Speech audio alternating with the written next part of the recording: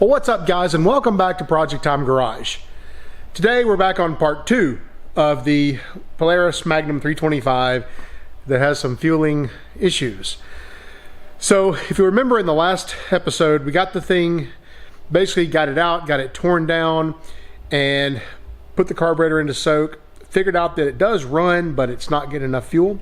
So in this episode, we're going to put it back together and see if we can make something out of it. So let's go.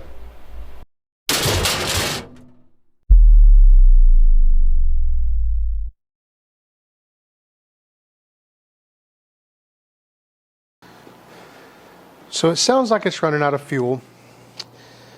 This is the hose that actually feeds fuel to the fuel pump.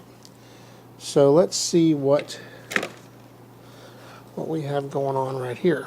I mean, obviously there's going to be some fuel because the thing was running.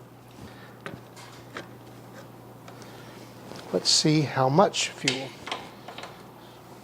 So we turn it on, and we have tons of good flow from that. So this would be fuel going into the pump, right? This is the line that leaves the fuel pump and goes into the carburetor to feed the carburetor. So let's pull this one.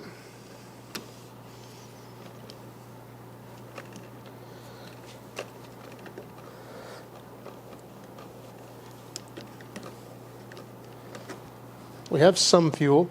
Now, when we start the bike, there should be a pretty good stream of fuel pulsing out of there. I'm still not completely convinced of why Polaris put fuel pumps on these things anyway, because if you look at some of your bigger bikes like your Honda Rubicons and stuff of this same vintage, I mean, you're talking 400, 450, 500 cc bikes that have literally an outlet from the tank going straight into the carburetor without any of this mess. So I'm not sure why this is there. I'm sure there's a good valid reason for it. I'm not smart enough to know what that reason is. But either way,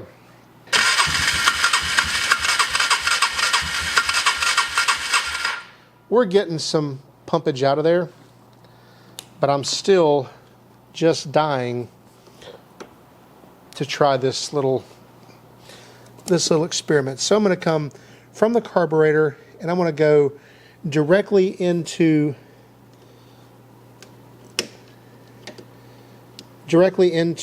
the fuel source. We're just going to see what happens here.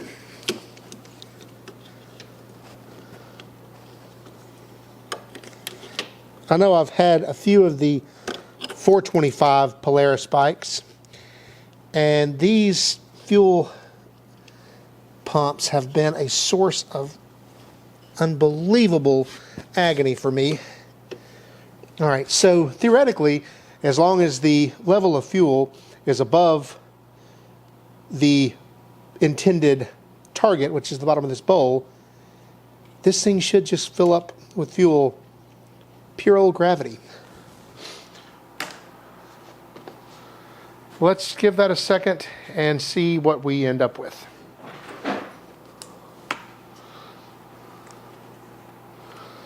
Choke it.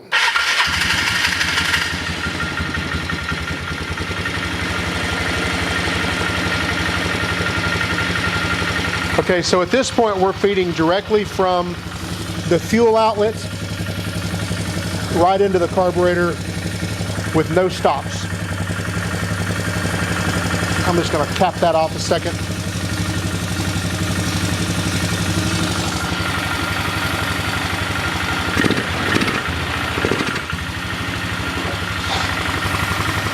Still starving.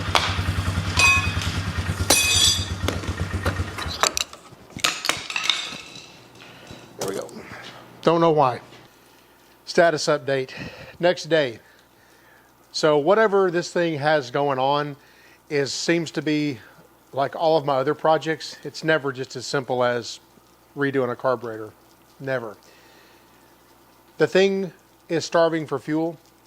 I have moved my needle as far up as it'll go to let as much fuel as possible up through it. I've adjusted my floats to the point where it basically leaks out of the overflow. So I know my bowl's staying fuel. I know my bowl's staying full. I've verified fuel flow, verified fuel pump. I got plenty of fuel getting to the bowl. I've changed the needle in the seat just on the outside chance that it wasn't getting enough flow through there. But when I pull the bowl off the carburetor and turn the fuel on, there's a ton of fuel flowing through there. So I don't think that's the problem either. So what is it? I can start the bike up and I can hold the throttle wide open and it spits and sputters and backfires, the old lean popping backfire. But if I spray a little bit of carb cleaner to it, it goes up to the moon, indicating too much air, not enough fuel. Where's my air coming from? And that's what I don't know. So I left it alone for the majority of the afternoon yesterday. And when I came back, I was just going to start it and pull it out to do something else. And the thing started and ran great. Weird, right? So at this point, I started to realize that I think this problem only persists when the machine's cold. So I started it, throttled it around. It ran pretty decent. The warmer it got, the worse it got.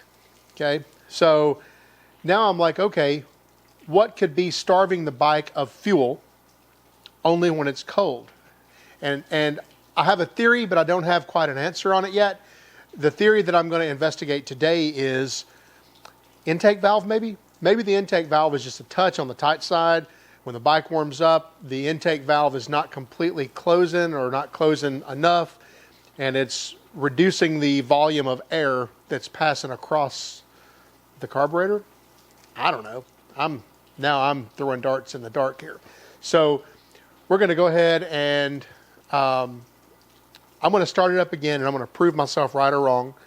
And then I'll probably check the valve lash. Now, I will tell you, I've already pulled the cap there, and I've put a feeler gauge, and I'm 0.06, which is what the book calls for.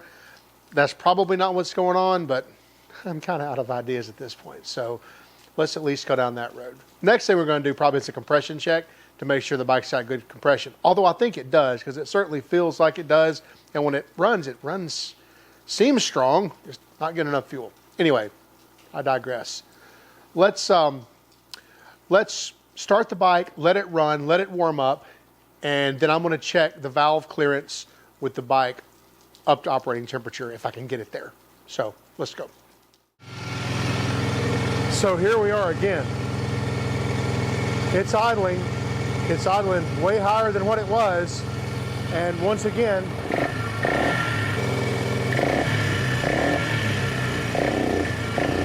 here it goes.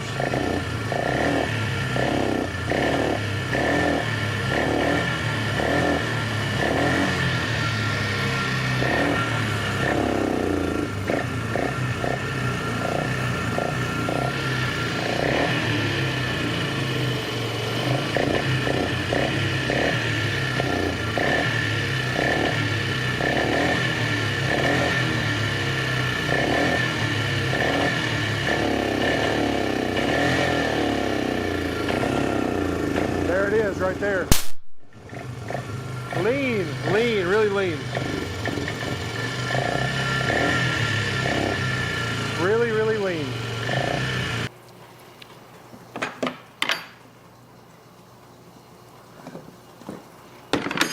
So the valves are supposed to be 0.006 on this. Let's see what they are. The intake valve is really the only one I care about at this point, because that's the only one I think could cause the kind of issue that I'm seeing. Got it. Let's see where we're at here. Of course, the crank starter's on the wrong side of this machine. There we go. Let's see if we have 006 or not.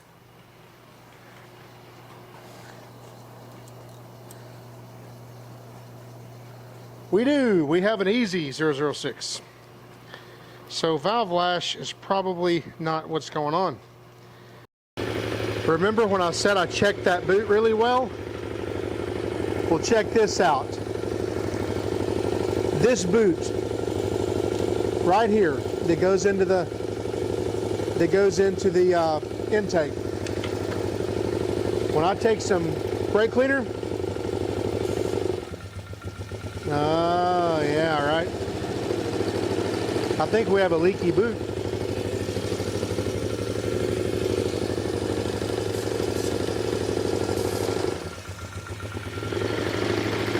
Time to investigate that. Well, I think I may have actually found what the problem is. The strange thing about all of this is, remember I said that I blew lots and lots of starting fluid at this boot checking for cracks, and there were none. And apparently there still aren't any cracks in it. But it looks like on this mating surface here, it looks like that that O-ring in there may have just gotten hard and flat, I guess. But anyway, the reason this is kind of interesting is because when the bike's cold, I can squirt starting fluid at this, and it doesn't change the bike. But when it gets hot and I spray starting fluid toward it, or when it gets hot and I spray it, it acts up. So I guess what's going on is the thing's getting hot and not sealing up anymore. That's about the best thing I can come up with. Anyway, we're going to order another one of these. So some days went by. The Postal Service just delivered our part, and it proudly proclaims that it's made in China. Anybody want to comment down below on how long they think this is going to last? Anyway, let's put this thing on here and see if we have a running, working machine. Let's get to it.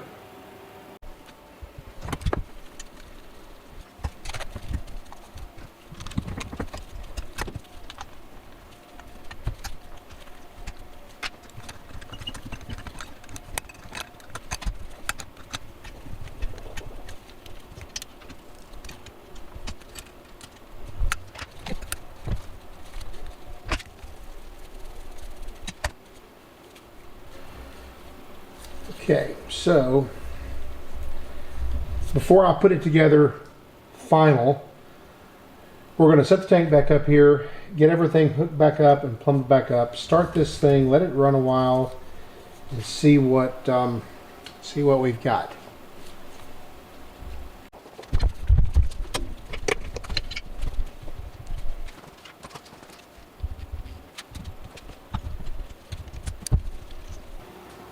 Question is, how good is our fairly junk battery? Maybe I should turn the fuel on. It's a good step one. When it does start, I'll have to quickly gather all my belongings or they'll vibrate right off into the floor.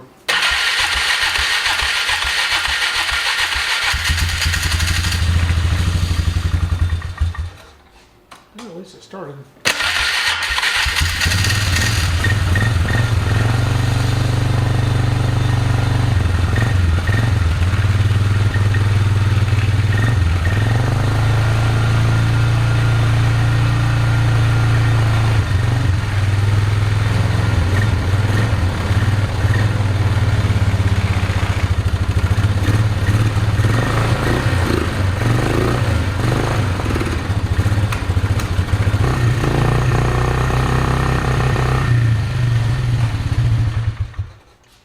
Same exact problem.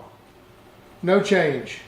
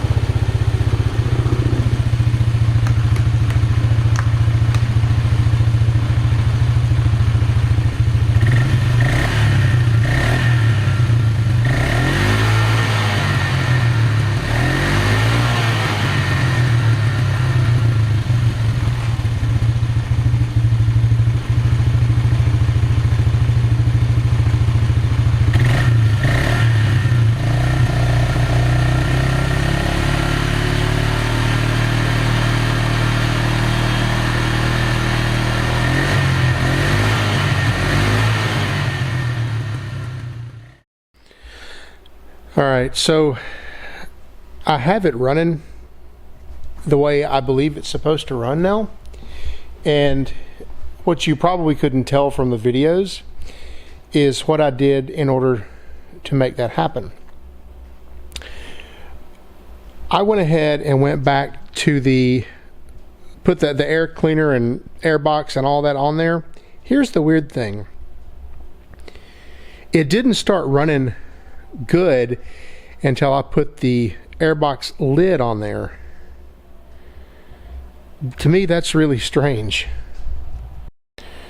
So it's like it changes the vacuum just enough when you put this thing back on here that it makes it happy. It doesn't try to run out of fuel anymore.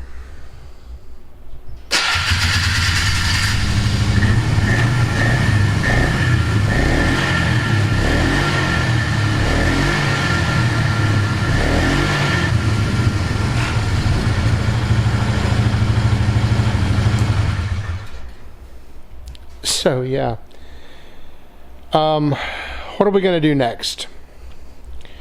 Let's go out and take it for a spin and see if that fixed it or not. So let's go do that.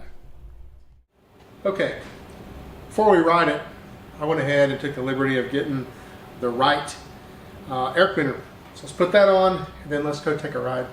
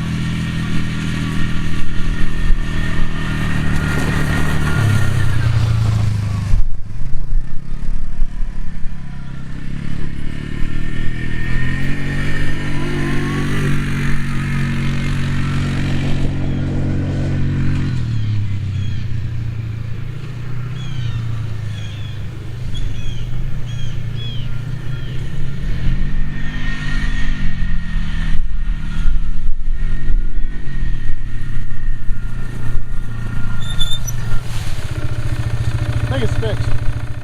All right, let's watch this thing. What are we going to use? We're going to use a pump sprayer with 2-to-1 Simple Green and water, and we're going to use Eagle One Mag wheel cleaner. This is the stuff that's for the rough cast iron, or rough cast aluminum, so like wheels that don't have a clear coat. It works really good on this on all this cast of the engine. Just don't let it dry for too long. And you know, get it off there fast. I usually get my pressure washer up and going, everything ready to go. Spray it on, give it, I don't know, maybe 30 seconds or so. It doesn't take much.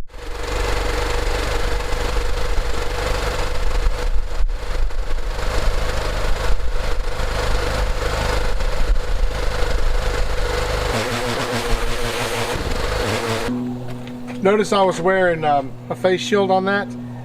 The rough cast cleaner is acid, and if it bounces back in your eyes, bad day. So now, we'll just go around and we'll soak the thing thoroughly with Simple Green and water.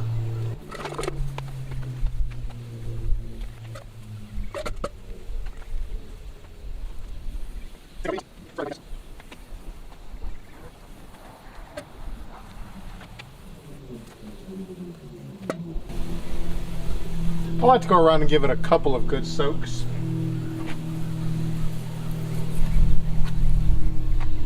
Just to give the stuff time to work.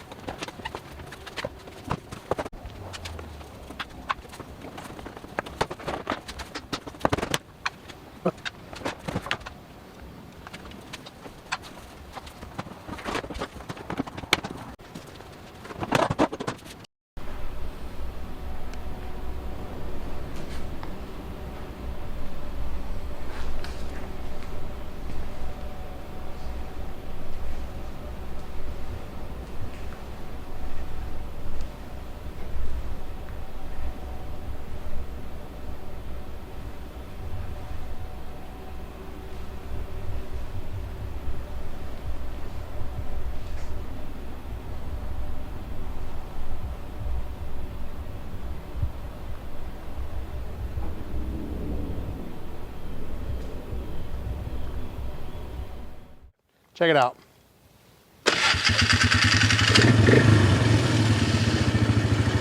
Runs good. So what did we do ultimately to fix this thing? At the end of the day, I think it ended up just being the correct air filter and the airbox lid. So the air filter that was on the thing, it was missing the lock ring that screws down and tightens everything up and seals it. So when it got hot, I think really what was going on is it was just leaning out. So evidently these things are pretty particular about having the airbox lid on them. I've never seen that before, but that's obviously what we've got going on here, because I can take the airbox lid off and it goes right back to popping and acting crazy. Funny thing is the airbox lid was on it. I think that it was pulling so much air around the filter element into the airbox. That's what was going on. Anyway, it runs good. I've put quite a bit of time on it now and it hasn't acted up again. So I think we've got it fixed. So that's going to pretty much wrap this up. But Instagram. Let me tell you about Instagram.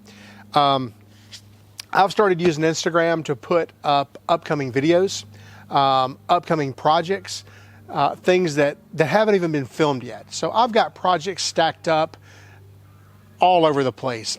And we're talking big projects like, you know, tractors and trucks and cars and barn finds and all kinds of stuff that I already have out there ready to go, or ready to start filming. So now that it's warm weather, that's going to start happening. And I'm going to use Instagram to let you guys know about that stuff. So I put one up the other day of a 78 Dodge W150 Power Wagon.